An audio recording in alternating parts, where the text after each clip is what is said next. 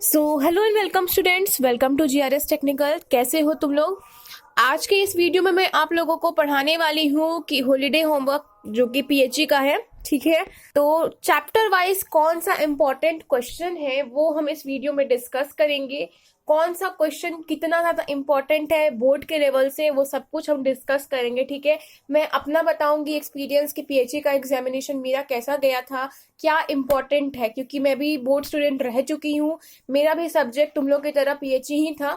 ठीक है, तो सारे कुछ अपने एक्सपीरियंस के साथ इस वीडियो में मैं डिस्कस करूंगी और भी न्यू वीडियोस में बनाऊंगी फिजिकल एजुकेशन के ऊपर। ठीक है, तो प्लीज इस वीडियो को ज्यादा से ज्यादा लाइक देना और अगले वीडियो का भी देखने के लिए हमारे चैनल को सब्सक्राइब करके बेल आइकन बजा देना और इस वीडियो को अपने फ्रेंड्स तक शेयर जरूर करना। ठीक है, तो आज क्या इस वीडियो को हम स्टार्ट करते हैं। आज का ये जो टैप है वीडियो, उसमें हम यूनिट 1 यानी कि प्लानिंग इन स्पोर्ट्स का क्वेश्चन डिस्कस करेंगे। ठीक है, तो पहला क्वेश्चन है यहाँ पर, what do you mean by planning, यानी कि प्लानिंग क्या होता है। ठीक है, what do you mean by planning, planning क्या है, यहाँ पे हमसे क्वेश्चन पूछा जा रहा है। जितने भी क्वेश्चन है वो सारे इंपॉर्टेंट है, क्योंकि मेरे टीचर ने भी मुझे बताया है कि कौन से क्वेश्चन इंपॉर्टेंट है और जो क्वेश्चन इंपॉर्टेंट उन्होंने मार्क कराया था, बिलीव में गाइज वही सारे क्वेश्चन जो थे बोर्ड्स में आए भी थे। ठीक है, तो प्रिपरेशन करोगे तो एग्जामिनेशन में आपको अच्छे मार्क्स आ जाएंगे। नाउ द टॉपिक हमारा इज कि what do you mean by planning. तो आंसर होगा, planning is the process of putting thoughts together and organising activities required to achieve a desired गोल।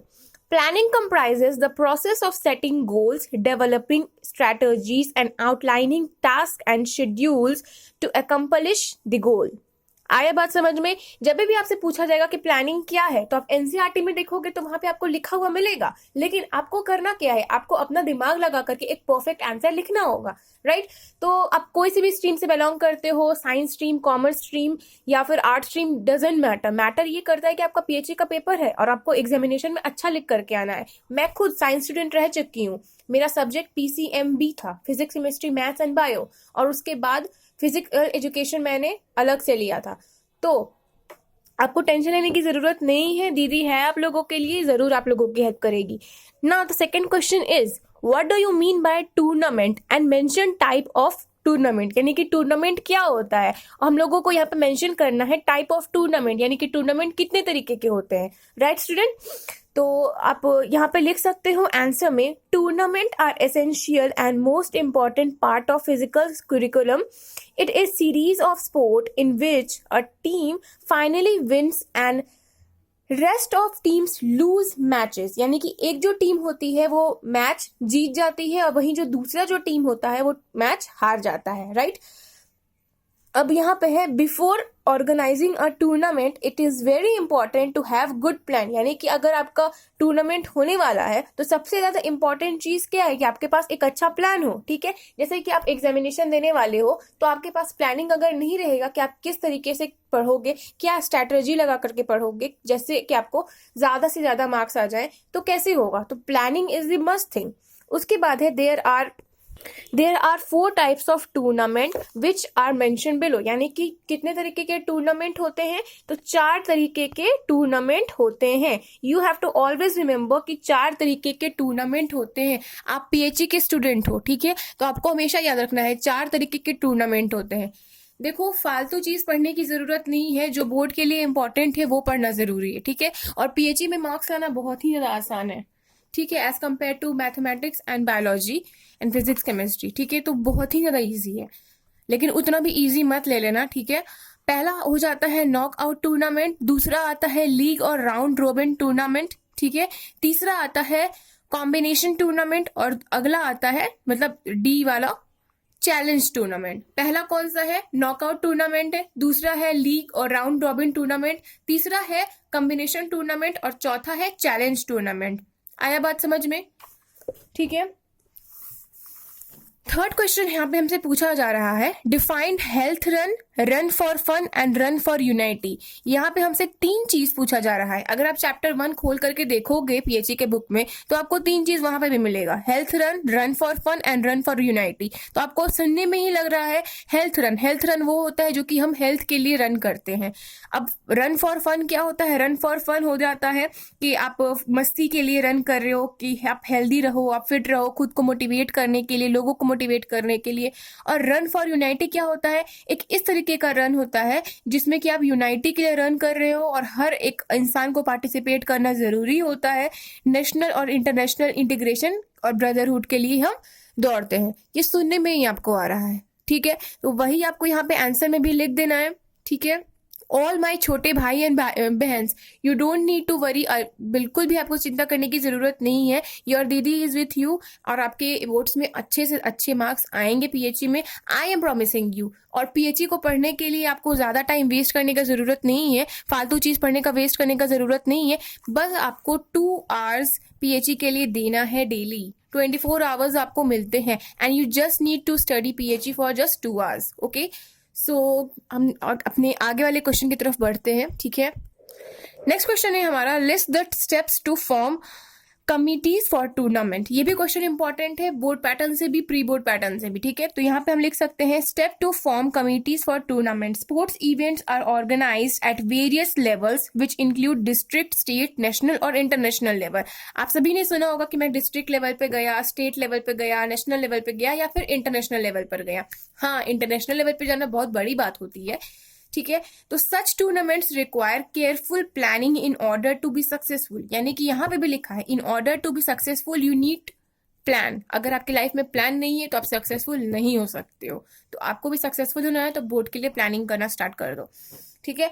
और यहाँ पे है कि such tournament require careful planning in order to be successful. अब आगे question देखते हैं क्या है, ठीक है? अब आपको यहाँ पे लिखना है, committees are formed at the various level. They are at meeting are conducted at regular interval. Experts in various areas are identified. Pre-meet work organization committees is set to be purchase of equipment. Welcome reception committee is technical committee to officiate during sports meet is also formed. तो ये चारों बात आपको वहां पे mention करना होगा अगर आपसे क्वेश्चन पूछा जाता है तो। अदरवाइज आपसे केवल अगर 2 मार्क्स से पूछा जा रहा है तो उतना लिखने का आपको जरूरत नहीं है, ठीक है? शॉर्ट में भी लिख दोगे, लेकिन अगर आपसे 3 नंबर या 5 नंबर में पूछ रहा है तो ये पूरा आपको लिखना कंपलसरी है, राइट स्टूडेंट? अब अगला आता है ये जो कि मोस्ट इम्पॉर्टेंट हो जाता है आपके हाफ ईयरली एग्जाम में, आपके प्री बोर्ड्स में और आपके बोर्ड एग्जामिनेशन में। बोर्ड एग्जामिनेशन को टफ लेने का जरूरत नहीं है, वो बस आपका कॉन्फिडेंस चेक किया जाता है, तो उतना परेशान मत हो। क्वेश्चन क्या है अब यहाँ पे हम आपको पढ़ करके बता देते हैं। क्वेश्चन है, draw a fixer of 11 teams on knockout basis, ठीक है? आंसर में आपको लिखना है टोटल नंबर ऑफ मैचेस, यानी कि कितना मैचेस खेला गया है, ठीक है, is equals to total number of team -1। ये फॉर्मूला है, आपको यहाँ पे अप्लाई कर देना है। उसके बाद 11 -1, अब 11 यहाँ पे है, 11 हम ले आएंगे, -1 यहाँ पे किया हुआ है तो -1 हम कर देंगे। तो 11 में से 1 जाएगा तो कितना बचेगा? ऑफकोर्स 10 बचेगा, तो हम यहाँ पे 10 लिख देंगे। उसके बाद टोटल नंबर ऑफ राउंड, तो 2 × 2 × 2 × 2 हम लिखेंगे, यानी 2 2 = 4, 4 2 = 8, 8 2 = 16, ठीक है? अब हम लिखेंगे repetition of digit 2 in 4 times, so total number of round is equals to 4 round. Clear है?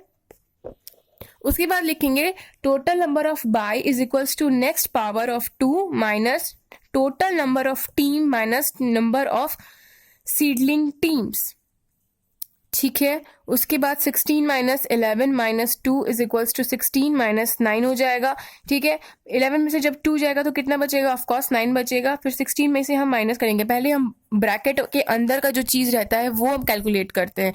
तो हमारा 16 में से जब 9 जाएगा तो 7 22 बचेगा।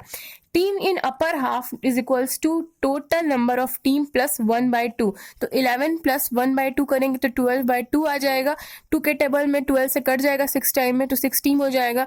Team in lower half is equals to total number of team -1/2, तो फिर हम यहाँ पर 11 माइनस कितना करेंगे? 11 - 1/2 तो 10 को हम 2 से डिवाइड करेंगे तो 2 1 = 2 5 = तो 5 टीम्स यहाँ पे हो गया, तो इसी तरीके से आपको समझना है, ठीक है। इसी तरीके से और भी बहुत सारे क्वेश्चंस हैं स्टूडेंट, जो कि मैं आपको धीरे धीरे करके बता दूंगी। आप लोगों के बोर्ड एग्जामिनेशन से पहले मेरा टारगेट है कि आपका जितना भी अच्छे तरीके से मैं करा सकूं प्रिपरेशन, फालतू चीज का प्रिपरेशन नहीं कराऊंगी, जो बोर्ड एग्जामिनेशन में आता है उसका प्रिपरेशन मैं करा दूं और आपके बोर्ड्स में अच्छे मार्क्स आ जाए, ठीक है। डेली 2 आवर देना है, सेल्फ स्टडी करना है और फालतू टाइम वेस्ट नहीं करना है। Be practical, be confident and be motivated, ठीक है। So if you like this video तो प्लीज इस वीडियो को लाइक कर देना एंड मेरे इस वीडियो को अपने फ्रेंड्स के साथ भी शेयर कर देना। और टेंशन लेने की जरूरत नहीं है, आपकी दीदी है, और आपको कोई भी डाउट हो तो आप कमेंट में मुझसे पूछ सकते हो।